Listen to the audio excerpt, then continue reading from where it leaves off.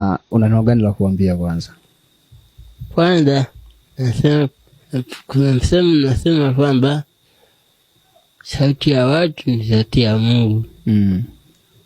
Kwa msemo huo napenda kuwashukuru, maana wamenitia nguvu, wamenishika mkono.